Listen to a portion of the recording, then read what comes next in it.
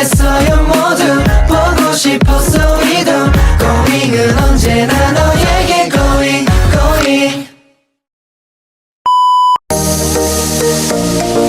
Tes CEPIT atau Cultural Fair Intelligence Test merupakan salah satu tes psikotes yang dapat mengungkapkan intelijensi seseorang.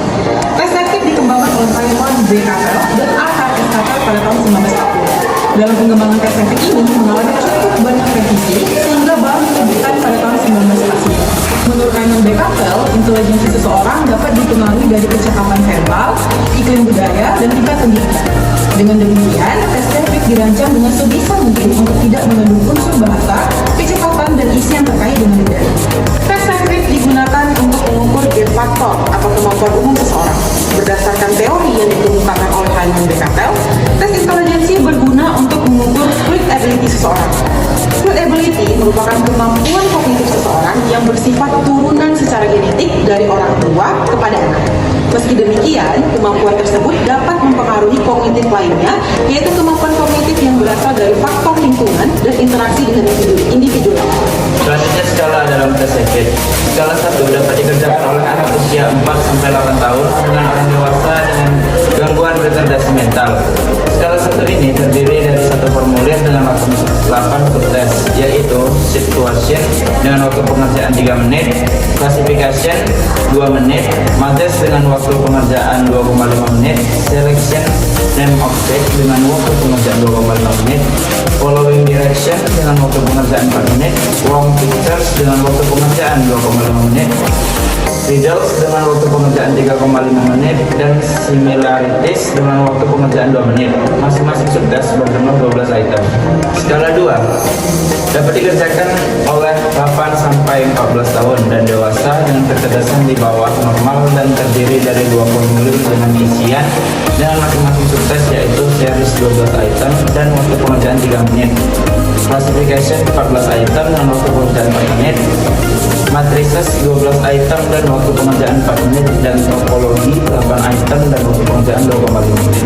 Selanjutnya skala 3 dikhususkan untuk dewasa dan terdiri dari 2 formulir dengan masing-masing subtes yang series 13 item dan waktu pengerjaan 3 menit, classification 14 item dan waktu pengerjaan 4 menit, matrices 13 item dan waktu pengerjaan 3 menit, dan topologi 10 item dan pengerjaan 2,5 menit. Terdapat beberapa aspek intelijensi yang dapat diukur dari tes CEPIT, yaitu yang pertama, sistematika berpikir. Sistematika berpikir adalah kemampuan untuk memahami suatu permasalahan secara kompleks dan berkesinambungan. Aspek yang satu ini merupakan aspek yang cukup dibutuhkan di bidang pekerjaan tertentu. Yang kedua, ketajaman diferensiasi.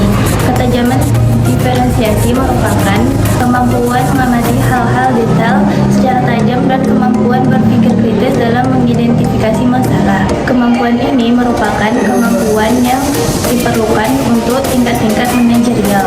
Yang ketiga, asosiasi. Asosiasi merupakan kemampuan menganalisa untuk menghubungi 2 atau lebih kejadian serupa. Yang keempat, pemahaman konsep.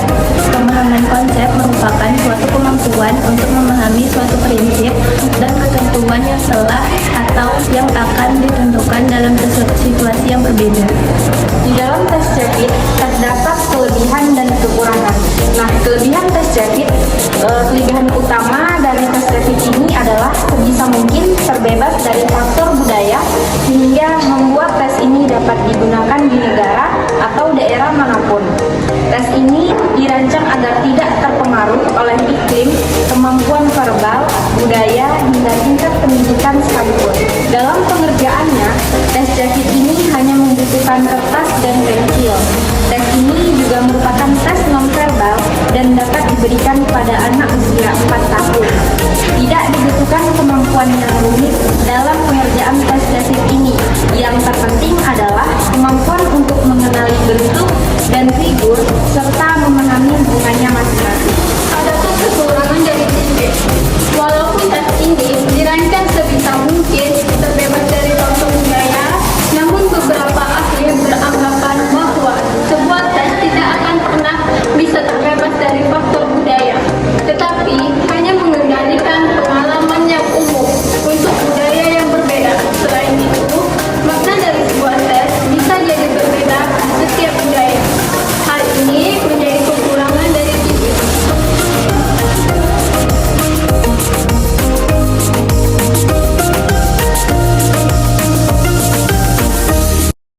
few moments later.